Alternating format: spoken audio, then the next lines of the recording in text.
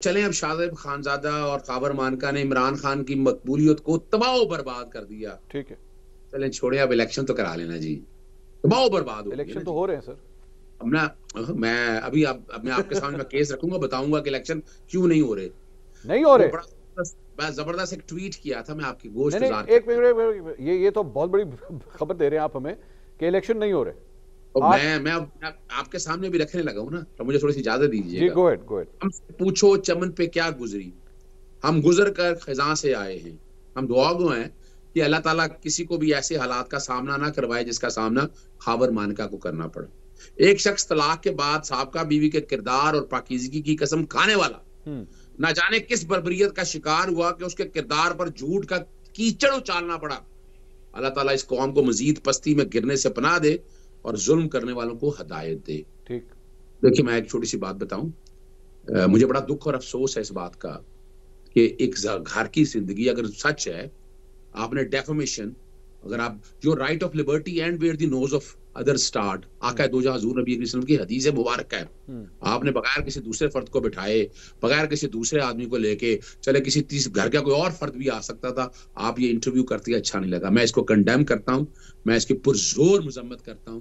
और जो भी कंटेंट है सारे के सारे झूठ इसलिए हैं कि उनके अपनी चीजें रिकॉर्ड के ऊपर, और खास तौर पर उस वक्त कि जब वो गिरफ्तार होने के बाद। अब आए अगली बात की तरफ। देखिए, एक बात बड़ी वाज़ेह है मंसूर भाई, आईने पाकिस्तान 1973 यहाँ मौजूद है। इमरान खान साहब के दौर में मैं, चूंकि जितनी मेरी अटैचमेंट रही है, एवन फील्ड के केसेस इमरान खान ने नहीं बनाए थे। उनसे पहले जितनी एविडेंस आई थी, चीजें सारी वो सारी रिकॉर्ड के ऊपर मौजूद है। एफेड्रीन अब्बासी का केस अगर ये था, हनीफ अब्बासी का केस, तो इमरान खान ने नहीं बनाया था। हाँ, राना सनाउल्लाह वाला केस जिन्होंने बनाया था, उन्होंने प्रेस कॉन्फ्रेंस की थी, वो आप सब लोगों को पता नहीं चाहिए। मैं उन बातों में बिल्कुल नहीं जाना चाहता। मैं बात बड़ी सीधी सी रखना चाहता हूँ आपके सामने। ये सारा कुछ हो गया, तबाह बर्बाद कर दिया आपने, लेकिन उसकी तो आप अंदाजा लगाएं, मकबूलियत कम नहीं हो रही। यानी एक कन्विक्टेड आदमी को जो मुल्क से बाहर चला गया, 4 साल क्या अय्याशियां करता रहा, या जो कुछ भी उसने लाइफ वहां गुजारी, मैं ऐसी बातों में नहीं जाना चाहूंगा। वरना आपको पता है, तारीख में बाजारे हुसन देखे ना, पार्लियामेंट से बाजारे हुसन किताब आज भी अवेलेबल है, रंगीना खानदान। मैं नहीं उन बातों में जाना चाहता, वो पर छपी हुई है किताबें, मुझे क्या जरूरत है करने की। यानी मैं शहबाज शरीफ के बारे अच्छा, में वैसे वैसे अजहर साहब एक सवाल ले लीजिए, आपने चूंकि अब ये टॉपिक छेड़ दिया है, लेकिन मेरा एक सवाल है, इसके अगेंस्ट जो आर्गूमेंट दी जाती है वो ये है कि जनाब आपके जो पॉलिटिकल लीडर्स होते हैं जिन्होंने इस मुल्क को लेके चलना है पूरी दुनिया में, उनके अपने जाती कैरेक्टर के हवाले से लोग सवाल करते हैं। चाहे मोनिका लुविंस्की का अफेयर हो, चाहे दीगर ममालिक के अंदर जो है प्रेसिडेंट्स हो, प्राइम मिनिस्टर हो, अगर उनके कैरेक्टर के हवाले से अगर कोई सवाल उठता है तो वो पब्लिक डोमेन में आएगा। वो ये नहीं हो सकता कि उसके ऊपर बात ना की जाए। तो ये कहना कि जी एक्चुअली जाती, मेरी नज़र में तो चाहे फिर वो नवाज शरीफ हो, शहबाज शरीफ हो, बिलावल भुट्टो हो, कोई भी हो, अगर वो दावा कर रहे हैं कि जी हम बड़े पाक साफ हैं और हमने कोई गुनाह नहीं किया, कोई जुर्म नहीं किया, तो और फिर ये पता लगे कि जनाब नहीं ऐसा नहीं था, पर्सनल लाइफ में एक्चुअली उन्होंने बहुत कुछ किया हुआ है, तो क्या पब्लिक का हक नहीं है कि उन्हें पता हो? देखिए, पब्लिक का तो हक होना चाहिए, इसमें तो कोई शक नहीं। मैं कब कह रहा हूं पब्लिक का हक नहीं होना चाहिए? किसी आदमी को इल्जाम लगा रहा है ना, तो भाई अदालतें मौजूद हैं।